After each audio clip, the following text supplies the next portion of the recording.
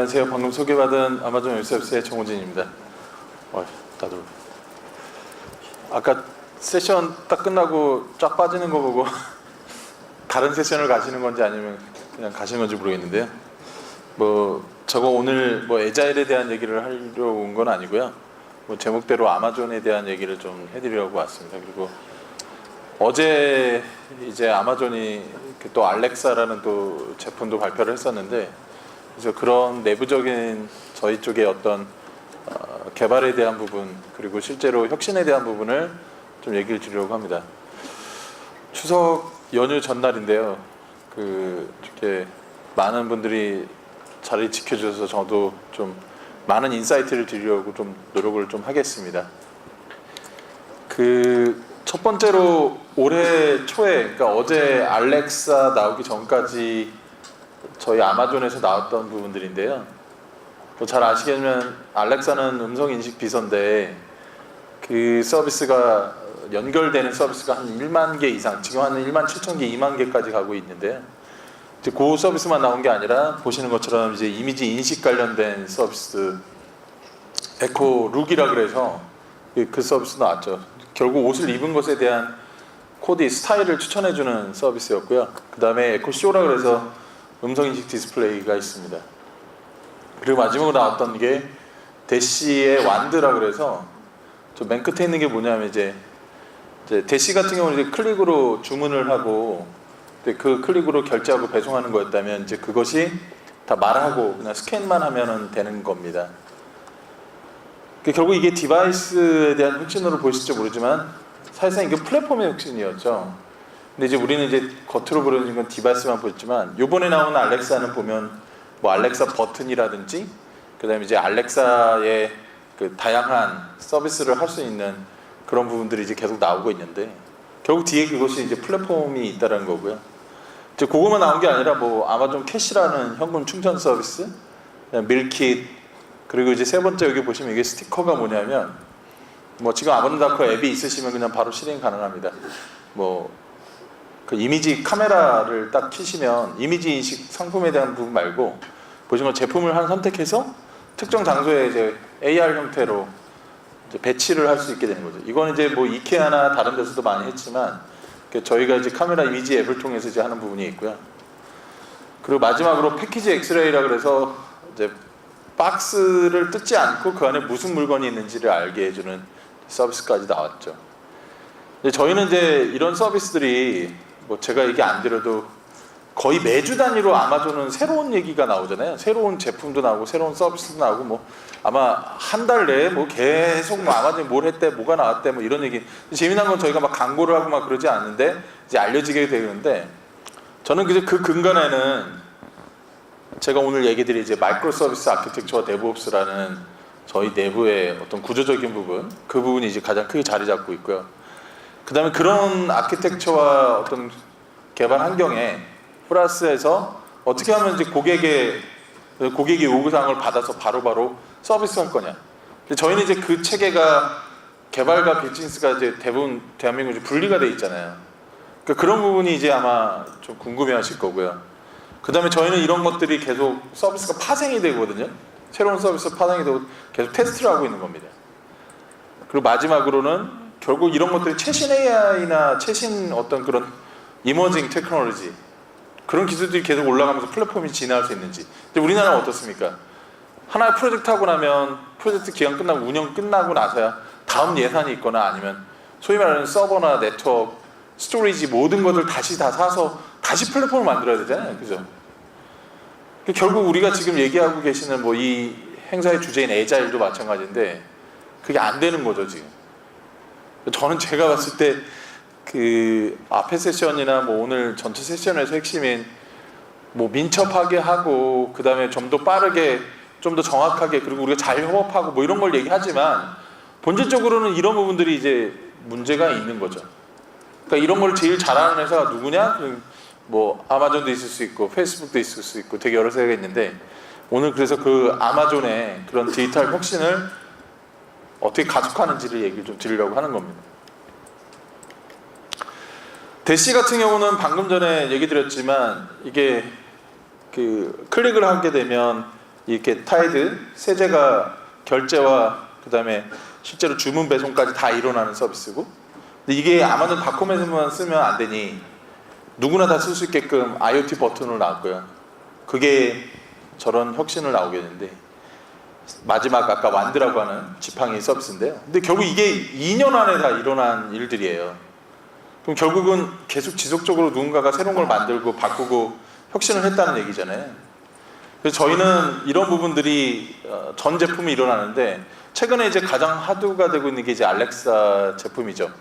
지금 우리나라도 제가 얘기 안 드려도 뭐 통신사, 그 다음에 이제 카카오나 네이버 같은 인터넷 서비스 회사도 이런 서비스를 만들고 있는데, 이제 아마존 같은 경우는 알렉사의 제품의 가장 큰 특징이 단순히 스피커와 소위 말하는 그 마이크 기반으로 해서 음성 인식을 해주는 디바이스가 아니라, 다양한 앱들을 이렇게 보시면 다 연계를 시켜주고 그런 서비스를 이제 직접 하게 하는, 그러니까 결국은 디바이스가 아니라 플랫폼 그리고 허브 서비스였다는 겁니다.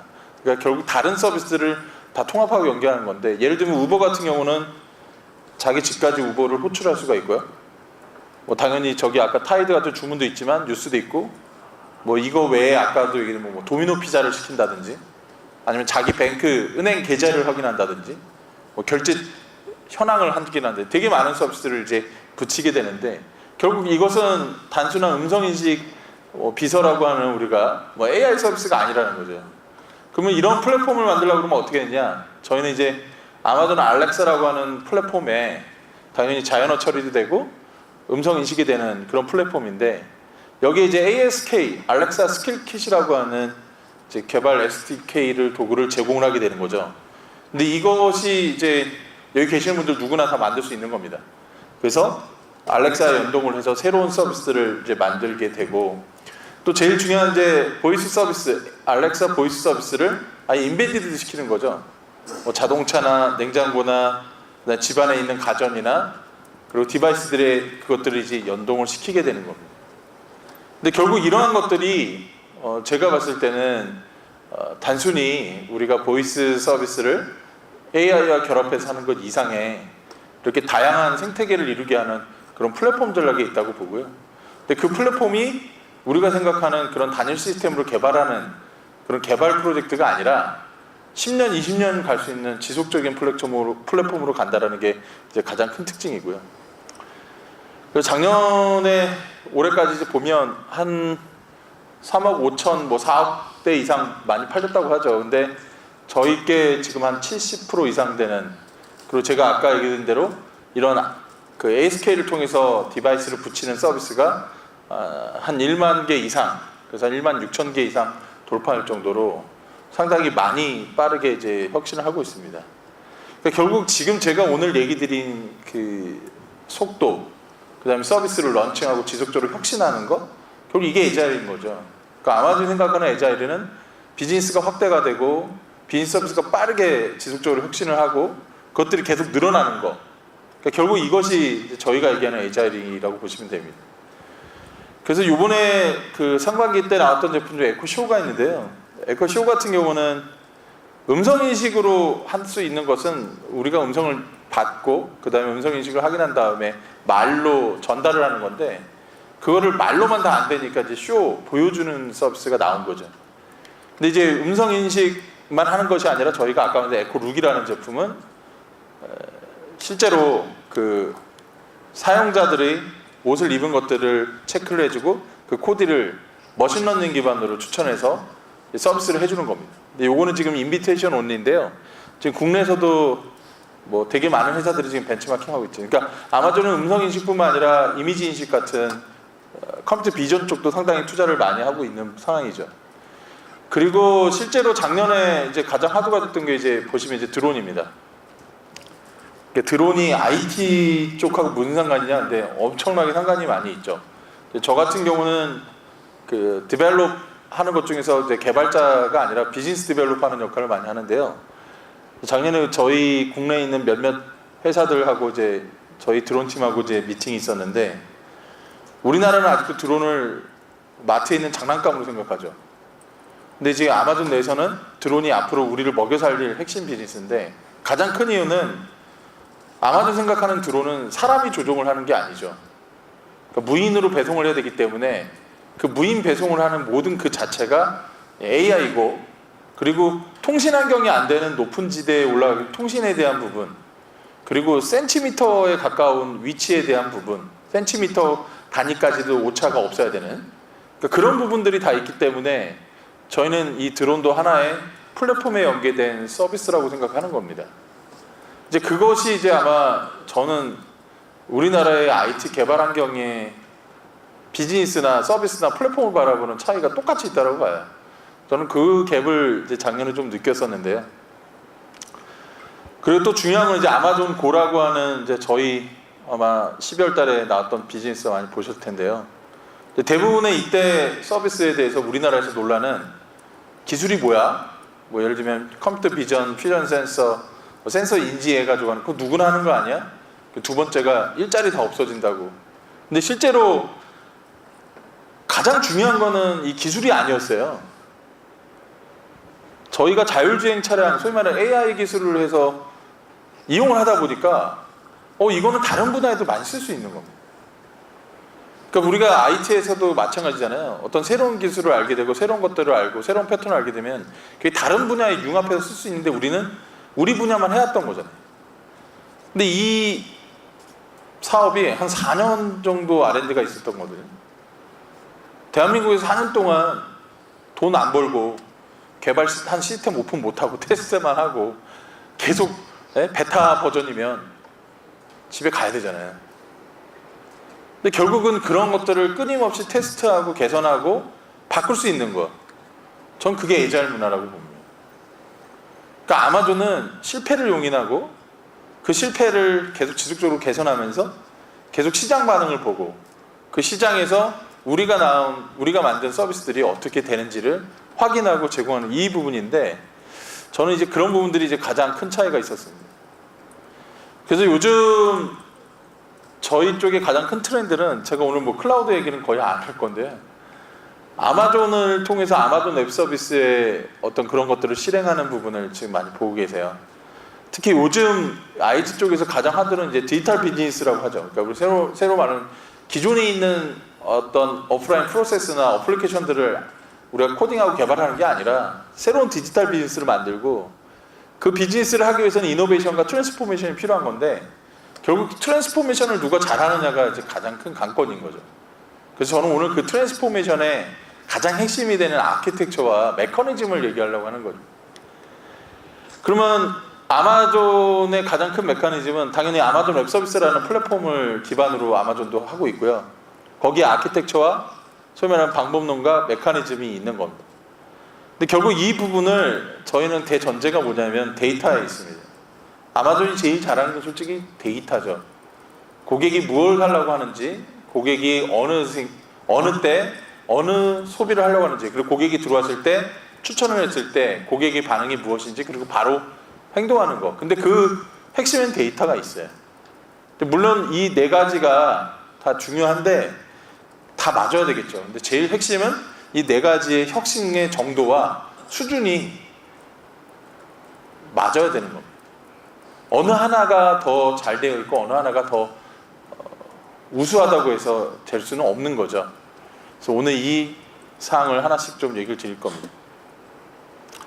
그 첫 번째로는 그 아마존의 그러면 혁신을 거의 같이 하고 있는 회사들이 밑에 있는 회사들이죠. 에어비앤비.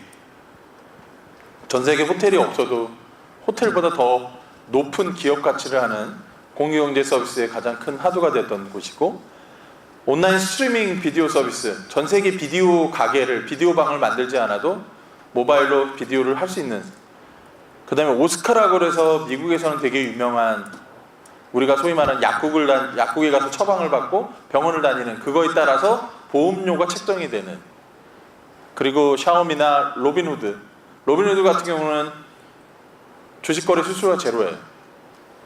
미국에서 가장 핫한 스타트업 중에 하나인데, 근데 이런 비즈니스들이 결국은 잘 되고 잘할 수 있는 이유는 플랫폼에 있습니다. 아마존 웹 서비스의 가장 잘 훌륭한 서비스 파트너이자 저희 아마존 웹 서비스를 이용하고 있는 고객들이면서도 이들은 결국 그런 시장들을 계속 파괴할 수 있었던 이유가 저희의 아까 말씀드렸던 메커니즘과 아키텍처를 쫓아가고 있다는 겁니다. 그러니까 그런 부분들을 우리는 놓치고 있었던 거고요. 그러다 보니까 이제 어때요? 대기업들이 하려고 그러는 거죠. 앞에 이런 스타트업들이 열심히 하니까 대기업들이 이제 그걸 쫓아가려고 하는 겁니다. 그래서 글로벌 대기업뿐만 아니라 국내 기업들도 이제 그걸 이제 바꾸려고 하고 그것들을 전환하려고 하는데 그 근간에는 이제 트랜스포메이션이 있는 겁니다. 그러니까 저는 우리가 애자일을 해야 됩니다. 우리가 4차 산업혁명을 해야 됩니다. 우리가 클라우드를 해야 됩니다. 지극히 잘못됐다고 보여집니다. 아마존이 4차 산업혁명 잘한다고 얘기 안 하잖아요. 애자일 잘한다고 얘기 안 하잖아요. 그죠? 구글이 뭐 트랜스포메이션 잘한다 뭐 이런 얘기 안 하지 않습니까? 결국 마찬가지입니다. 근데 우리는 어쩔 수 없어요. 이런 부분들을 벤치마킹하고 따라가야 됩니다. 근데 그 가장 큰 거에는 제가 아까 실패를 용인한다는 가장 큰 거는 실패 비용이 그만큼 적다는 얘기고요. 그리고 우리는 그 실패를 용인하면서 계속 투자를 할 수 있는 환경인데 그게 가장 큰 게 기존의 우리 IT 환경에는 어떤 투자에 대한 효과 그런 것 때문에 책임 때문에 그러니까 서버도 사야 되고 스토리도 사야 되고 개발자들도 많이 들어와야 되고 그러니까 자꾸 개발자 단가 낮아지고 뭐 이런 악순환이 반복됐잖아요. 그죠? 근데 클라우드 환경은 바로 테스트해보고 접어버리고 서비스 안 되면 그게 맞춰서 서비스 잘 되면 거기에 맞춰서 비용이 증가하고 그러니까 이런 탄력적인 부분들이 결국은 인프라나 신규 비즈니스 그리고 우리가 실험할 수 있는 이런 최적의 환경을 만들어주는 겁니다. 지금도 제프 베조스가 아마존의 가장 강점으로 얘기하는 게 예를 들면 AI예요. AI는 비용과 장벽이 있어요. 비용은 딥러닝이라는 부분에 인프라 투자에 대한 부분이 있고 그리고 실제로 딥러닝을 활용하고 개선하고 계속 할 수 있도록 한다면 고급 인재가 필요하고 또는 그런 것들을 스터디해야 되는데 그런 환경이 안 돼 있잖아요. 그걸 낮추라는 얘기를 합니다. 누구나 다 쓸 수 있어야 된다는 얘기를 하는 겁니다. 그러니까 결국 그 부분이 이제 가장 큰 차이고요. 그리고 어떻게 보면 우리가 처한 현실의 애자일의 가장 극단적인 면이 이 부분이 아닐까 싶어요. 우리는 프로젝트 6개월 개발 열심히 해서 운영 넘기고요. 새로운 아이디어가 나고 새로운 것들이 하게 되면 예산을 만들고 그 예산이 만들어지면 프로젝트 2.0을 하게 됩니다. 근데 지금 오늘 제가 얘기하는 데브옵스 환경은 뭐죠? 개발과 운영이 분리가 안 된 거예요. 근데 우리는 데브옵스 하면 제일 먼저 개발과 운영의 통합이라고 생각하지만 결국 이 가장 핵심인 우리가 갖고 있는 프로젝트의 사이클이 있는 겁니다. 예를 들면 카카오톡 우리가 자고 일어나면 새로운 버전이 새로운 기능이 업데이트 있죠. 옛날 같았으면요 고객한테 사전 다 통지하고 물어봐야 돼요. 근데 지금 어때요? 우린 거기에 맞춰서 그냥 순응하고 적응해요.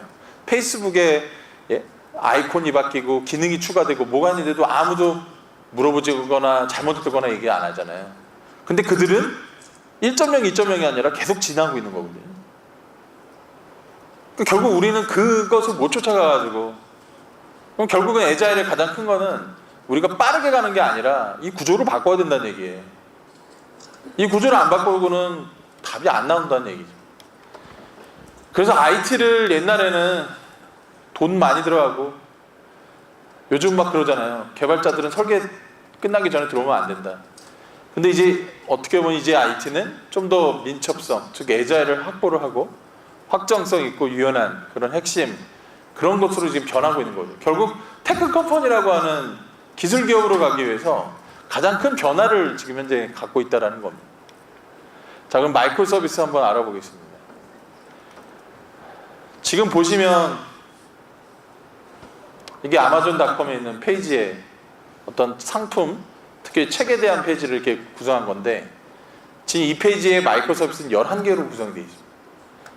이 제품 이미지에 대한 부분, 제품평에 대한 부분, 즉 구매에 대한 부분, 그 다음 제품에 대한 소개에 대한 부분, 그리고 그 밖에 다른 사람들이 뭘 샀는지에 대한 추천에 대한 부분, 이 모든 부분이 다 단위의 하나의 서비스 체계입니다.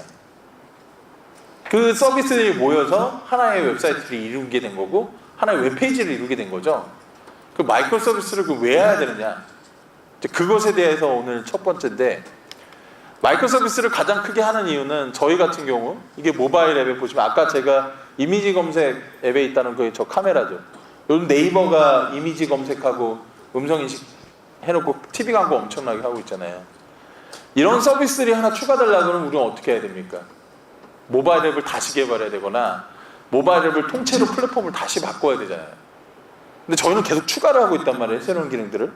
이거 안에 들어가 보면 뭐 보시는 것처럼 이렇게 상품에 대한 추천이나 이런 부분도 있고 음성 인식을 제어하는 음성 인식 기능도 있고 최근 상품 관심에 대한 추천 기능 이런 것도 계속 업데이트해서 나오는데 그럼 결국 이런 모바일 앱을 우리는 단일 플랫폼에서 계속 업그레이드 한다면 분명 한계가 있을 겁니다. 그래서 아마존은 마이크로 서비스를 고민했는데 이게 공교롭게도 2006년도에 저희가 주장했던 얘기예요. 그 당시에 우리는 소아라라는 얘기를 했습니다. 여기 지금 에자일 우리가 얘기하고 있지만 그 당시는 소아였어요. 서비스 오리엔티드 아키텍처였어요. 근데 아마존은 손을 들었어요. 아니야, 우리는 MSA야, 마이크로 서비스 아키텍처야.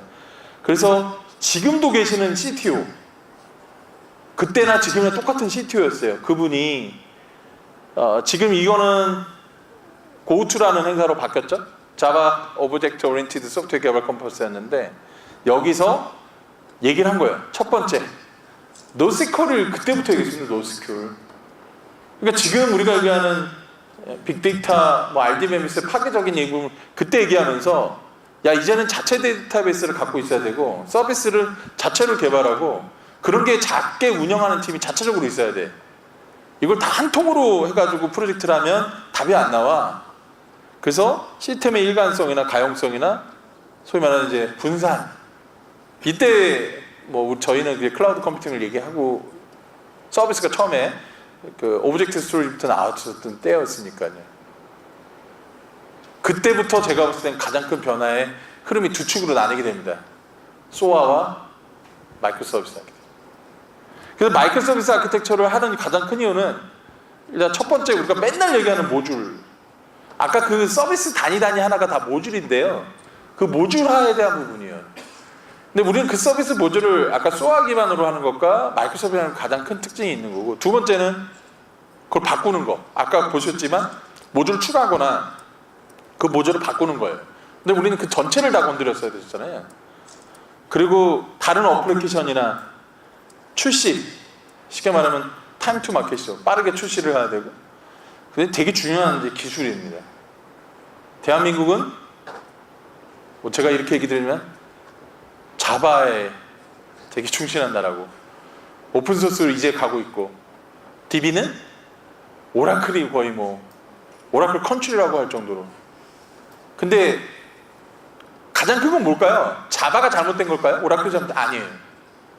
새로운 랭귀지와 새로운 개발 와스, 프레임워크, DB, 노스퀄 이런 것들이 오면 이걸 우리는 도입을 할 수 있어야 되는데 우리는 항상 뭐예요? 우리 회사의 표준은 우리 플랫폼의 표준은 우리는 단일 랭귀지, 우리는 단일 OS, 우리는 단일 DB 발전이 없다는 거예요. 그러니까 결국 그 부분이 이제 가장 크고 그리고 마지막에 이제 빌드 배포, 소위 말하는 우리가 테스트하고 배포하면서 계속 해야 되는데 우리는 항상 잘못된 거 수정하고 보완하고 그런 것만 하고 새로운 프로젝트 할 때 다시 개발하고 그냥 악순환 반복될 수밖에 없어요. 그러니까 결국 이런 부분들이 이제 아마존이 생각하는 마이크로 서비스고요.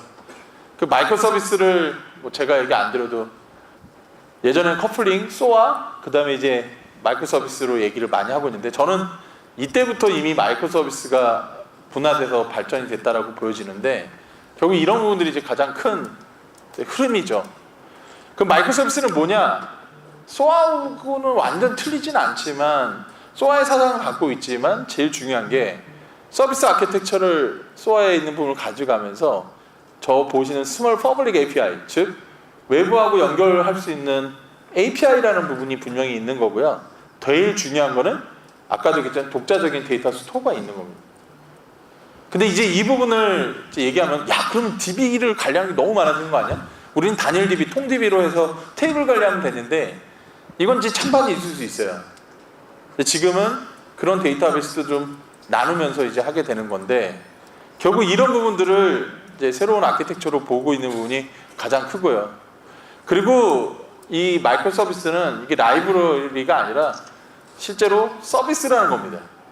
그래서 이 라이브러리 형태로 구성하는 것도 있지만 이런 것들을 저기 보시는 것처럼 서비스 형태로 해서 실제로 DB를 갖고 실행을 하게 하는.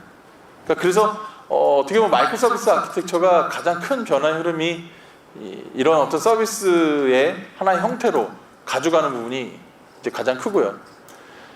그래서 아마존은 예를 들면 물류센터에 있는 물류에 대한 재고를 확인한다거나 물류 관련된 서비스를 할 때 그런 것들도 다 단위의 마이크로 서비스로 만들고, 제일 재미난 거는 에자일에서 얘기하는 조직에서 팀에 대한 구조, 되게 유명한 얘기가 나오죠. 아마존은 투피자 팀이라고 해서 피자 한 판이 8조각, 두 판이면 16조각인데 인당 2조각을 먹었을 때 한 8명 정도 나오잖아요. 실제로 8명이 한 팀이 구성하는. 저희는 개발뿐만 아니라 비즈니스 모든 조직을 소위 말하는 이 구조로 만들기 위해서. 왜요? 서비스 단위로 끊어서 계속 디벨롭을 해야 되고 계속 진화시키고 발전시켜야 되니까 이 점조직 형태로, 그러니까 우리는 하이러키 조직이 되게 많잖아요. 총괄 밑에 산하, 그 다음 밑에 개발 1, 2, 3 뭐 이런 형태로 가는데, 그게 아니라 다 단일 서비스로 해서 이 서비스 팀이 테스트, 개발, 품질 모든 걸 책임지는 겁니다. 근데 우리는 그걸 다 나눠서 했잖아요. 그러니까 이게 가장 큰 차이인 거죠. 그래서 결국은 조직에 대한 부분까지 가는 게 저희 쪽엔 마이크로소프트의 핵심이고요. 그리고 이 마이크로 서비스 가장 큰 특징은 이 서비스 간의 연결에 있는데, 그 서비스 간의 연결은 이 DB로 오픈하지 않는다는 거예요. 그러니까 여기 서비스에서 바로 저 DB로 다이렉트 로처하지 않고 절대적으로 이 API 간에 서로가 호출하고 그리고 실행하고 연계되는 방식이라는 거고요. 그래서 그것들을 지키기 위해서는 당연히 기준이 필요하겠죠. 그리고 이런 것들이 모여서 저희는 웹이 된다고 생각하는 겁니다. 그러니까 이런 서비스들이 모여서 큰 웹 하나가 만들어진다고 보여지는 거고요. 그리고 이런 것들이 실제로 보시는 것처럼 엄청난 서비스들을 단위로 쪼갠 다음에 각각의 빌드 배포 환경이 되고, 이게 작년 기준인데요. 저희가 1년에 배포하는 건수만 6,400만 건입니다. 최근에 저희 아마존 웹서비스 통해서 환경을 바꾸면서 가장 얘기를 많이 하는 부분이 저거죠. 그러니까 우리는 일주일에 한 번, 하루에 한 번 배포하면 될까 말까, 아니면 통합 테스트하고 검증 다 하고 그 언제 다 배포해야 됩니까? 그 결국은 비즈니스 단에서 에자일은 계속 서비스를 빠르게 배포하면서 시장에 반응을 내놓고 그것들을 다시 또 개선하는 건데, 근데 결국 저기에 있고요. 그리고 단순히 한 번 테스트한 게 아니라 빌드하고 베타, 감마, 프로덕션까지 더 정교하게 또 운영이 될 수 있습니다. 결국 그런 것들이 이제 아마존 웹서비스 제공하는 것들로 이제 저희가 하고 있다는 얘기인데, 가장 큰 거는 지금 여기 계시는 여러분들의 대부분 환경이 이 환경이죠. 여러 개발팀, 여러 조직으로 나뉜 팀인데 단일 어플리케이션 상에서 개발과 테스트 배포를 통합적으로 하고 그것들을 개발하고 운영하고 있는 겁니다. 물론 이 안에서는 약간 사일로하게 나눠져 있는 부분도 있지만 이것들이 하나로 되어 있다는 게 가장 큰 이유고요. 그렇게 되면 이쪽에서 개발했던 것이 반영이 돼서 배포되려고 그러면 다른 쪽의 영향을 다 봐야 되죠. 또는 새로운 모듈이 들어오게 되면 이 단일 어플리케이션이 전체적인 큰 변화가 있을 수 있기 때문에 쉽게 도입을 하거나 반영하기 어려운 구조죠. 근데 그 구조를 아까 전처럼 이렇게 이 서비스 단위로 쪼갠 거고, 그 서비스를 실제로 각 팀에서 할 수 있게 하는 겁니다. 이게 이제 가장 큰 이제 저희 쪽의 이제 방향이고요. 자, 그럼 저희는 그걸 어떻게 했냐? 결국은 어플리케이션 단위로 다 서비스로 분할을 하고, 이런 것들을 위해서 좀 더 개별 서비스의 UI나 이런 것들을 최적화하는 작업도 하고, 제일 중요한 건 이제 팀과 조직의 체계, 아까도 말씀드렸던 서비스 단위의 조직 체계가 이제 가장 크고요. 당연히 이런 것들을 다 통합적으로 그리고 배포하고 운영 관리하는 클라우드 기술과의 결합이 가장 컸던 겁니다. 그 다음에 요즘 이제 아키텍처의 가장 큰 변화는, 제가 처음 IT에 몸을 담았을 때 CS 환경이라는 말을 제일 많이 했죠. 클라이언트 서버, 결국은 웹 인터넷 환경이 아니라 OS에서의 클라이언트 환경과 서버 환경이었습니다. 그리고 나서 3티어 아키텍처라는 얘기가 제일 많이 나왔습니다. 웹, 와스, DB. 그게 이제 지금까지 이어져 왔다가 이제 지금 최근에는 방금 얘기해서 서비스와 DB 방식의 마이크로 서비스에 대한 얘기가 지금 많이 나오고 있고, 그 다음 단계가 이제 거의 메시징 처리 기반으로 이제 바뀌는 거죠. 그래서 요즘 서버리스라는 얘기 많이 나오고요. 오픈 API 플랫폼 얘기 많이 나오는데, 결국 아키텍처가 이제 이렇게 진화를 하고 있는 건데요. 결국 그 안에서 아까 얘기했던 우리가 단일 통으로 만들어낸 이런 단일 어플리케이션 체계를 어떻게 마이크로 서비스 할 거냐가 저희는 이제 가장 핵심으로 봤던 아키텍처의 그 흐름입니다. 그래서 제가 아까 얘기했던 이런 3티어 아키텍처가 서비스 UI와 서비스 형태로 바뀌게 되고 각 단일 데이터베이스로 바꾸는 것, 이것이 이제 가장 큰 요즘의 화두가 된 거고요. 이제 그거를 하기 위해서 보시는 것처럼 기존에 있는 것들을 이제 바꾸려고 하면 이런 변화가 있어야 되는데, 요즘 이거를 뭐 컨테이너 방식, 저희는 이제 아마존 ECS라는 컨테이너가 있는데 컨테이너 하는 경우도 있고요. 이제 구조적으로 아예 어플리케이션을 바꾸는 방식이 있는데, 그 방법의 가장 핵심은 서비스 덩어리를 어떻게 나누느냐에 있습니다. 그러니까 아까 저희가 11개 그 페이지 안에서 이 서비스 덩어리가 있었잖아요. 이제 그거를 처음엔 크게, 그 다음에 좀 더 세부적으로, 그 다음에 아예 잘게 나누는 거죠. 그래서 예를 들면 주문 처리를 하는 거다 그러면 주문 처리는 주문 이벤트와 결제 배송이 있다면 그 주문 처리부터 이벤트 결제에 대한 부분을 나눠서 연결을 하게 되고 상호 이제 서비스를 가능하게끔 바꾸는 겁니다. 그리고 이런 것들이 제일 중요한 게 아까 전처럼 서비스 자체적으로 연결이 될 거냐, 아니면 웹페이지에서 하나의 또는 앱에서 하나의 모듈로 연결될 거냐, 아예 별개의 프론트엔드 서버가 따로 있는 거죠. 그래서 이런 연결이 될 거예요. 그래서 아까 아마존닷컴의 상품 페이지에 대한 부분은 저 세 번째가 되겠죠. 그래서 결국은 이런 아키텍처를 계속 지속적으로 최적화시키고 안정화시키는 것이 저희의 어떤 가장 큰 근간을 이루고 있고요. 자, 그 다음에 두 번째는 에자일, 저희는 이제 린 IT라는 얘기를 많이 하거든요. 그러니까 린 스타트업, 이게 제가 얘기 안 들으면 잘 아시지만 린에 대한 부분입니다. 그러니까 결국은 지금 현재 우리가 만들고 있는 비즈니스들은 고객에게 좀 더 많은 권한이 들어가야 되고, 프로세스는 효율성을 위해서 고정되어 있는 게 아니라 계속 유연하게 바뀌어야 되고, 그리고 우리가 쓰려고 하는 자원들, 스토리지가 됐든 네트워크든 이런 것들은 되게 다양하게, 근데 문제는 이제 비용에 대한 부분이 있었던 거고, 아까 얘기드렸던. 그리고 또 가장 중요한 거는 이제 개발을 할 때 뭐 전략이나 뭐 신제품에 대한 것들은 지금도 마찬가지로 실험을 더 해야 되고 고객 중심으로 갔지만, 일반적인 개발 방법론에 있어서의 에자일의 부분이 이제 지금 이제 대두가 되고 뭐 화제가 되고 이제 완전히 뭐 전제가 된 건데, 결국 이 부분을 어떻게 지원하느냐가 지금의 가장 큰 차이가 된 거죠. 그래서 저희는 이제 크게 네 가지를 얘기합니다. 린 데브 테스트, 그러니까 개발과 테스트 환경을 탄력적으로 어떻게 좀 더 빠르고 잘할 수 있게 하는 것.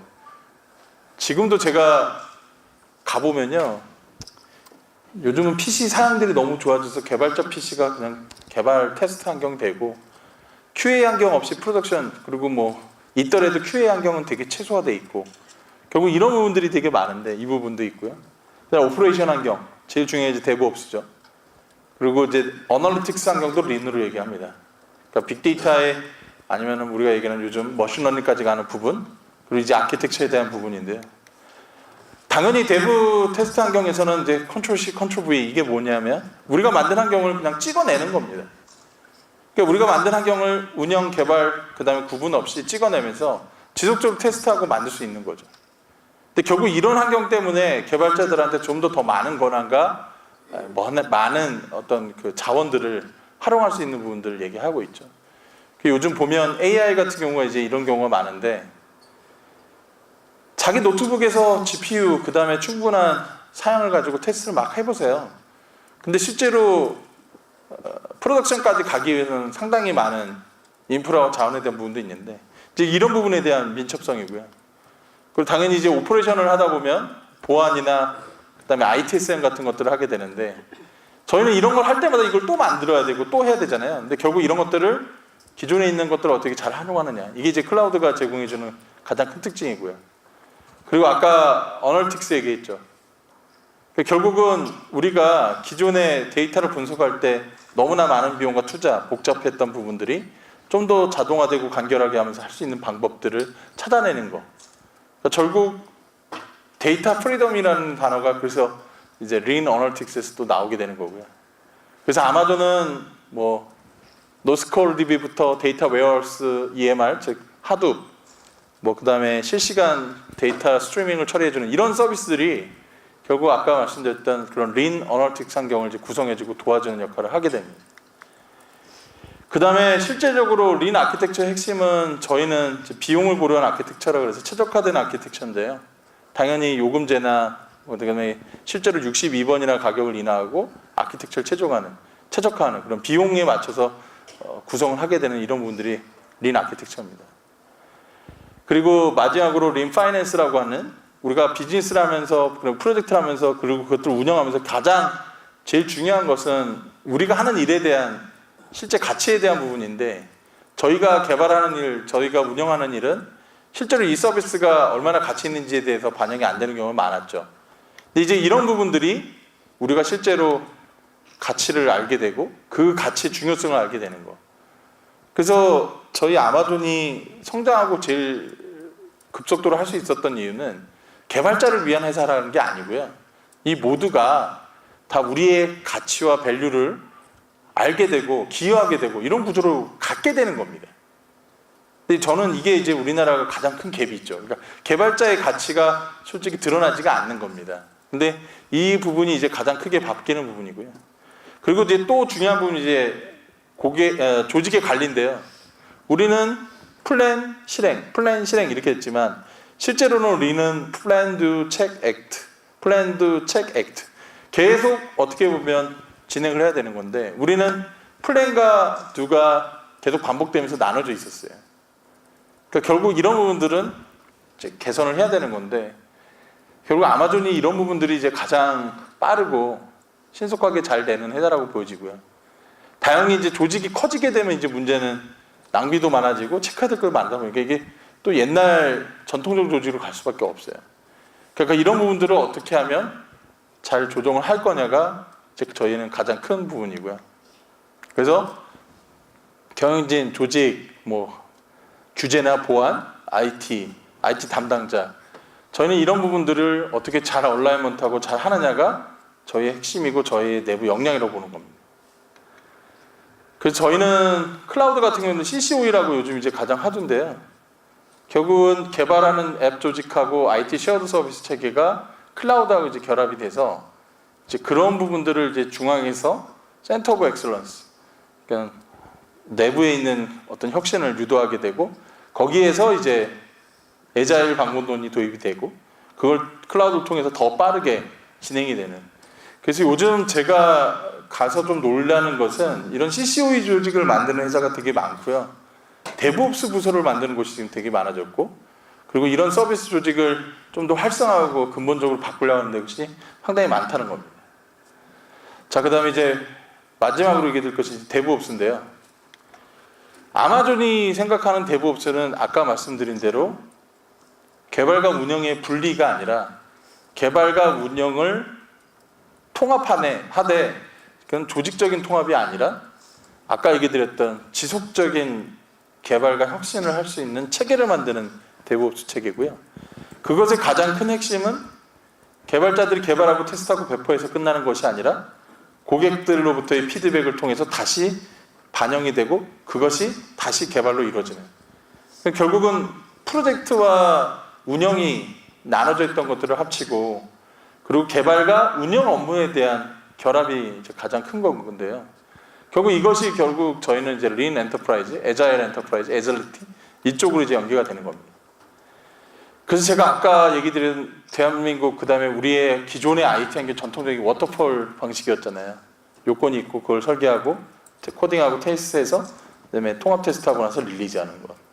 근데 문제는 이게 아까 마이크로 서비스 아키텍처가 아닌 단일 어플리케이션 아키텍처는 맞는데 그러면 결국은 그것들을 아까 마이크로 서비스 아키텍처를 했을 때는 이제 각각을 다 보시는 것처럼 이 부분의 요건들이 들어가 있으면서 좀 더 빠르고 더 반복되고 좀 더 품질이 있는 그리고 향상된 서비스를 개발해서 배포할 수 있는 이런 환경으로 지금 가게 된다는 건데 결국 이것이 이제 저희는 가장 큰 차이라고 봤고요. 당연히 기존의 개발과 운영에서 신속히 해야 되는 것과 안정성을 계속 충돌했다면 그것들을 이제는 하나로 갈 수 있게 되는 거고요. 그리고 릴리즈, 소위 말하는 빌드하고 배포했을 때 최종 버전에 대한 이런 사이클이 되게 길었잖아요. 근데 그 사이클이 되게 빨라지게 되는 겁니다. 그래서 아마존의 버전이라는 의미와 아마존의 서비스의 런칭에 대한 의미는 지금 보시는 왼쪽에 있는 그림이 아니라 저 오른쪽에 있는 그림이 더 촘촘하고 더 많이 되어 있다고 보시면 될 것 같고요. 그래서 저희는 실제로 보시는 것처럼 이 시간과 그리고 변화의 주기, 그러니까 시스템상에서의 계속 가고 있는 주기가 이렇게 길고 그리고 몇 해 이루어지지 않는 것이 아니라 더 빠르게 그리고 더 많은 변화를 주면서 실제로 빌드 배포가 일어나고 새로운 것들을 갖게 되는데 가장 큰 차이는 보시는 것처럼 여기는 정말 엄청나게 더 많은 노력이 들은 감에도 불구하고 리스크가 되게 크다는 겁니다. 한 번 잘못하면 다 무너진다는 거죠. 이 하나가. 그렇지만 이거는 좀 더 작은 노력임에 불구하고도 리스크는 더 작다는 거고요. 그 인스타그램이라는 회사가 처음에 이 마이크로 서비스나 데브옵스 그다음에 에자일 환경에 대한 부분에 이런 효과를 이제 극다하게 봤다고 그러는데요. 저도 지금 나오는 B2C 앱들이나 디지털 앱들을 보면 이 오른쪽의 형태를 가장 많이 띄고 있습니다. 결국은 우리는 테스트하고 배포하는 것을 많이 안 하려고 하죠. 그리고 그것들을 좀 더 안정적이고 꼼꼼하게 보려고 하지만 실제로는 구조적으로 이런 부분을 바꾸지 않는다면 아마 개선되지 않을 겁니다.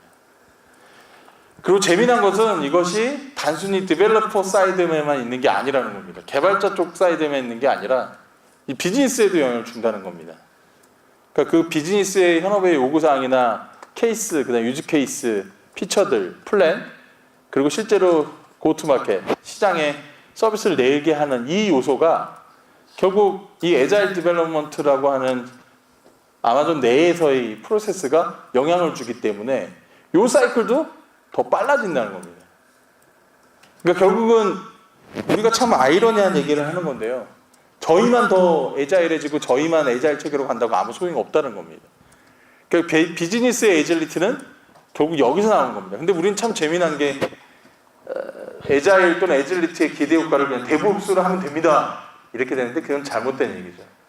그러니까 결국 이거는 조직의 체계와 문화 그리고 구조적인 것까지도 다 바꿔버린다는 가장 큰 겁니다. 그래서 여기서 제일 중요한 게 계속 반복적이고 뭐 스크림이나 스프린트나 그리고 이제 벨로시티, 속도 이런 부분들을 우리는 계속 개선할 수밖에 없는 거고요. 당연히 개발단에서는 설계하고 디자인할 코딩, 그 다음에 버그 픽스, 디플로이하는 이런 부분들은 지속적으로 개선이 돼야 되겠지만 여기서 또 하나의 축은 이 IT 오퍼레이션이라고 하는 인프라 쪽의 영역에 해당되는 거죠. 그러니까 결국은 이런 부분들을 같이 가져가게 할 수 있는 부분이 이제 또 인프라 플랫폼 단까지 있는 겁니다. 그래서 비즈니스의 에이질리티와 IT 에이질리티가 나뉘게 되지만 실제로 그것들은 하나의 이런 플랫폼 체계로 가고 저희가 얘기하는 CI/CD라고 하는 게 있죠. 지속적인 통합. 결국은 어플리케이션 서비스를 마이크로 서비스로 하지만 계속 통합할 수 있게 되는 환경, 그리고 지속적인 디플로이먼트 환경. 결국 이것이 실현되어 있는 회사입니다. 현행화되어 있는, 지금 현재 하고 있는 회사인 거죠. 그래서 저희는 이제 이 부분을 가장 이제 중요시 생각하고요. 그래서 데브옵스에서는 되게 다양한 이제 기준과 원칙이 있는데 당연히 협업, 여기 보면 장벽을 구체한다, 그러니까 장벽을 깨버린다, 그리고 엔드투엔드 일을 한다. 이 단일 조직처럼 일을 한다는 거고요. 모든 것을 다 한다는 얘기고, 모든 것을 코드 인프라로 처리를 해야 되고, 민첩성 기반이고, 자동화해야 되고, 테스트해야 되고, 모든 것이 측정돼야 된다. 모든 것을 관리할 수 있어야 된다는 거죠. KPI로 관리하고, 그러니까 결국 이런 것들을 계속 지속적으로 혁신하는 것이 저희의 가장 큰 목표고, 그리고 아까 그런 것들을 이제 프로세스화하는 겁니다. 데벨롭먼트와 오퍼레이션을 데브옵스라는 환경에서 실제로 어플리케이션이 이제 가게 되는데, 핵심은 이전에도 이 프로세스가 없는 게 아니잖아요.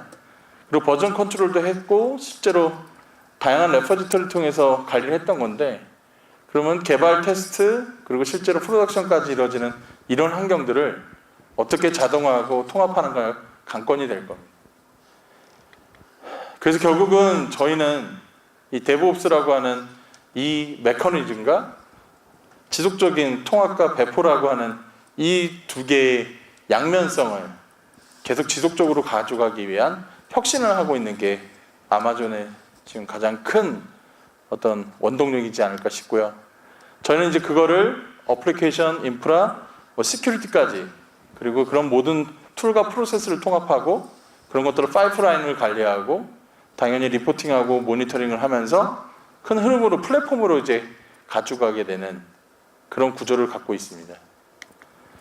그래서 저희 오늘 제가 마지막으로 얘기 드릴 저희 서비스에 대한 부분이고요. 제가 이거는 길게 얘기는 드리지 않겠습니다. 그래서 저는 그 2015년에 아마존에 조인을 했었는데요. 그 전에 제가 생각하고 있었던 그런 IT에 대한 관념이나 생각이나 개발에 대한 아키텍처에 대한, 저도 90년대 후반 2000년대부터 되게 많은 프로젝트를 PM으로도 해보고 PL로도 해보고 되게 많이 해봤지만 이런 회사가 없는 것 같아요. 저는 그 전 직장, 그 다음에 그 전 직장이 다 IT 회사였는데요. 아마존은 IT 회사가 아닌 것 같다는 느낌을 받았어요. 가장 큰 게 플랫폼 서비스를 하는 회사인데, 다른 회사는 소프트웨어 개발자나 소프트웨어 담당자가 스타로 성장하고 이러는데 저희는 이 플랫폼이 더 중요한 겁니다. 그래서 그게 이제 가장 큰 차이인 것 같아요. 예를 들면 마이크로소프트 같은 경우는 윈도우 OS에 커널 같은 그런 거 개발하는 사람 되게 핵심이잖아요. 구글은 누굽니까? 구글은 구글 서치부터 해서 구글 플랫폼에 대한 부분이 또 핵심 개발자인데, 아마존에 유명한 개발자 있다라는 얘기 못 들어보셨죠? 근데 아마존은 계속 혁신을 하고 지속적으로 변하고 무언가를 만들고 있잖아요.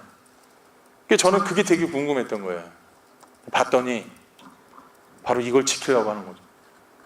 이 가치와 이 메커니즘과 이 아키텍처, 그리고 저희만의 방법론을 채적하면서 그걸 가져가려고 하는 것. 이제 그것을 저희는 가장 핵심 가치를 보고 그걸 위해서 지금도 혁신을 하고 있는 겁니다. 그래서 아마 올해 말에 이제 저희가 매년 아마존 웹서비스 같은 행사를 하는데 더 많은 또 서비스가 런칭이 되고 아마 또 배분도 나올 것 같아요. 그래서 저는 그 속도를 솔직히 직원들이 못 따라갈 정도입니다. 그래서 그게 진짜 무섭다는 거를 저도 느끼고 있고요.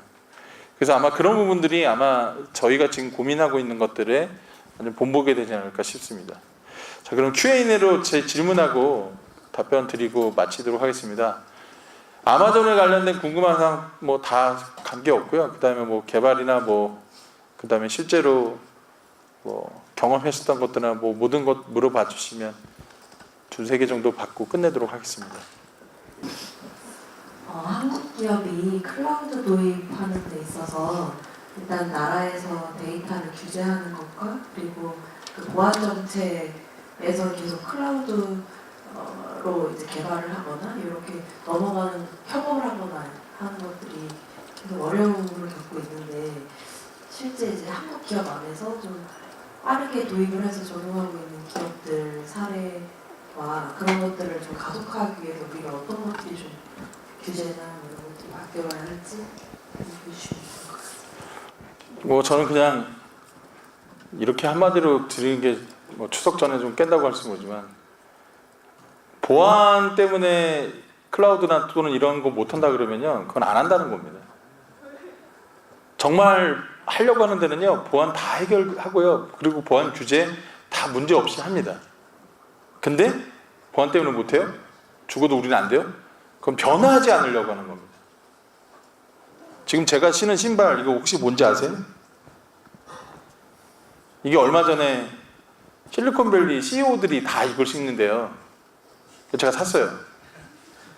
지금 가서 하시면 못 사요. 다 재고가 없어요. 근데 제가 사고 나서 신고 나서 깜짝 놀랐어요. 왜 신는 줄 알았어요. 이게 울로 돼 있는 거예요, 뉴질랜드. 근데 가격 나이키 최신 신발 뭐 10만 원, 15만 원, 20만 원보다 싸요. 근데 비에 안 젖고요. 문제는 딱 신으면 제가 여태까지 신어봤던 신발 중에 이런 신발이 없는 거예요. 진짜 이게 제가 신발 장사를 하는 게 아닙니다. 변합니다. CEO들이 스티브 잡스야 뭐 맨날 뉴발란스만 신다고 했지만 본인이 바꾸고 본인이 좋은 이게 변한대요. 그러니까 제가 보니까 이 지금 오늘 주제도 마찬가지지만 그거를 계속 지속적으로 변화하는 거거든요. 근데 제프 베조스가 조직에 딱 한마디만 해요. 데이원. 첫날처럼 맨날 이렇게 새로운 거 맨날 넣어서 처음 해보는 것처럼 해야 된다는 얘기를 하거든요. 저는 그게 있어요. 물론 보안은 우리나라 같은 경우는 제일 첫 번째 개인정보죠. 근데 개인정보도요. 아이디하고 패스워드하고 이런 걸로 하이브리드라는데 되게 이미 많고 비식별화라는 방법도 있고 너무나 많습니다. 근데 우리는 뭘까요? 귀찮은 거죠. 안 바꾸려고 하는 거죠. 그 바꿨다가 일 되는 거고요. 더 큰 게 되는 거죠. 좋은 걸로 가려고 하는데 지금이 너무 편한 겁니다. 근데 신어보면 다른 거 못 신을 정도로 좋은데요. 저는 이제 그게 첫 번째고요. 그리고 규제나 이런 부분은 계속 지속적으로 우리가 바뀌고 있는데 규제가 규제를 만드는 것처럼 보이는 것 같아요. 그래서 결국 그런 부분들이 이제 가장 큰 허들이었던 것 같고요. 그래서 어떻게 보면 지금 우리가 얘기하는 애자일의 가장 큰 장벽은 저는 제가 봤을 때 우리 내에 있다라고 봅니다. 그게 뭐 첫 번째 질문에 답변이 될 것 같고요. 두 번째 뭐 질문 또 주시면. 네, 설명 잘 들었고요. 대한민국에 있는 모든 기업들이 공통적으로 갖고 있는 고민 중에 하나일 수도 있는데 소프트웨어 개발하는 데 있어서 설계를 잘해야지 코딩이 잘 나오고 시험이 잘 이루어진다고 대부분 알고 있고요.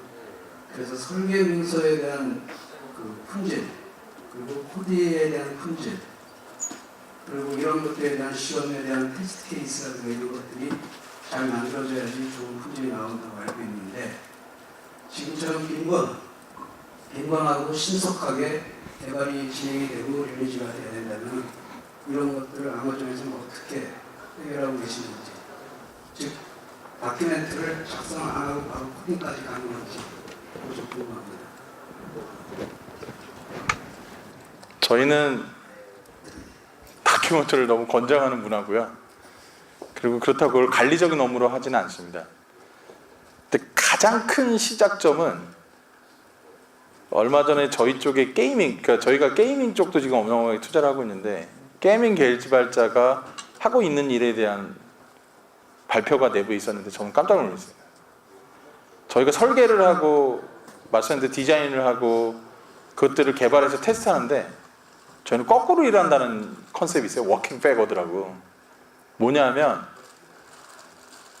설계하고 개발을 하고 이제 코딩 들어가기 전에 그거를 먼저 하지 않고요. 이거를 만들면 어떤 서비스가 나오는지를 시민기사에 나왔을 때 아니면 이런 것들이 알려지게 됐을 때 어떤 반응이 있는지를 먼저 써보는 걸 합니다. 개발자가 말 그대로 논술처럼 써보는 거예요. 그걸 통해서 뭘 먼저 하냐? FAQ를 만들어요. 이 기능이 돼? 이 기능이 뭐야? 이런 기능은 어떻게 되는 거야? 이걸 먼저 만들어요. 그래서 저희는 그 워킹 백워드라는 문화가 방금 얘기했을 땐 그것이 이제 기존 기업과 가장 큰 차이라고 일본어로 얘기하고요. 그리고 그 FAQ를 만들고 그걸 사전에 하면서 모든 것들이 점검이 돼요. 이거를 왜 하려고 하는지, 그리고 이게 문제점이 뭔지, 예상되는 이슈가 뭔지, 그리고 나서 빌드가 들어갑니다. 그리고 나서 테스트가 들어갑니다. 그 테스트 또 재미난 건 잘 알고 계시는 A/B 테스트를 제일 많이 하는 회사입니다. A/B 테스트가 뭐죠? 우리가 결정하지 않는다는 거죠. 이런 기능의 UI, 이런 기능의 서비스, 이런 기능에 최적화된 거, 이런 걸 우리가 결정하는 게 아니라 누가 결정해요? 고객한테 오픈해서 고객한테 테스트해서 그걸로 오케이를 받는 거죠. 근데 우리나라는 어때요? 지금 얘기하신 대로 잘하려고 하니까 누가요? 그게 안에서 제일 잘하는 사람, 그 안에서 제일 높은 사람, 제일 저명한 사람한테 자문 구하기. 실제로 고객이 그걸 오케이 합니까? 아니잖아요. 그러니까 결국 A/B 테스트의 핵심은 고객에 있습니다. 아까 워킹 백워드의 핵심도 고객에 있어요. 그래서 저희 개발자분들이나 개발 쪽에서 제일 어려워하는 게 그거예요. 워킹 백워드를 하면서 바로 개발로 들어가는 그 프로세스. 근데 그거를 하고 나면요 완전 틀려진다고 얘기합니다. 최근에 그 아마존 알렉사하고 마이크로소프트 코타나라고 음성이 서로 이렇게 연결되는 거지 뭐 한다고 난리 났잖아요. 그게 워킹 백워드로 나온 겁니다. 그러니까 우리가 어떻게 보면 그런 부분들이 저는 이제 뭐 아마존만의 얘기니까 좀 틀릴 수 있는데 그거를 이제 아마존 내에서는 우리만의 장치를 만들고 우리만의 프로세스를 만들어서 최적화한 거예요. 그래서 되게 빠르게 의사결정하는 겁니다. 근데 지금 질문하신 것이 중간에 핵심이 뭐냐면 잘하고 못하는 거를 판단하고 의사결정하는 것이 핵심이거든요. 근데 그거를 어떻게 할 거냐. 근데 저희는 그거를 저희만의 방법을 갖고 있다. 이제 그렇게 얘기를 드릴 수 있을 것 같습니다. 감사합니다.